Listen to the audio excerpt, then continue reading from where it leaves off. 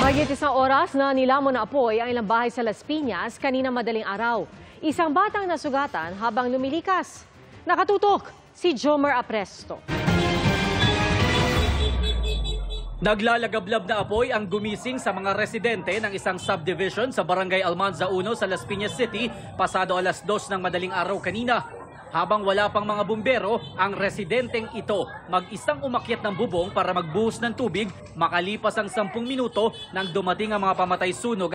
Ang 35-year-old na si Elren Joy, wala nang ang gamit na naisalba, pinagbintangan pa raw ang kanyang anak na sumunog sa kanilang inuupahang bahay. Lahat po kami tulog. Kung hindi po sumigaw yung may-ari po ng bahay na may sunog, hindi po kami magigising. Di sana po kasama po kami sa nasunog doon sa loob ng bahay.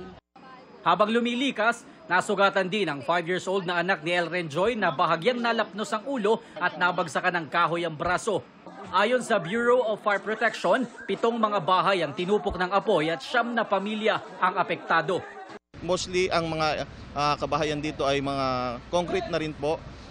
Yun nga lang po ay medyo dikit-dikit po yung kabahayan. Masikip po yung ating mga daan at masyadong congested po yung area.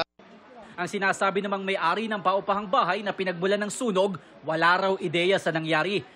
Umalis ako Nagulat na lang ako, may sunog na Nung nakita ko yung anak ko, nananakbo na, tinalong ko na siya sa tricycle.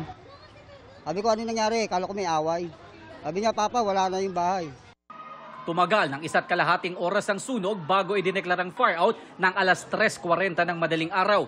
Pero bigla raw umapoy ulit ang ikalawang palapag ng isa sa mga nasunog na bahay kaya binombahan ulit ito ng tubig.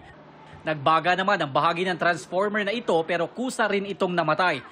Sa ngayon ay nananatili muna sa covered court ng subdivision ang mga nasunugang residente.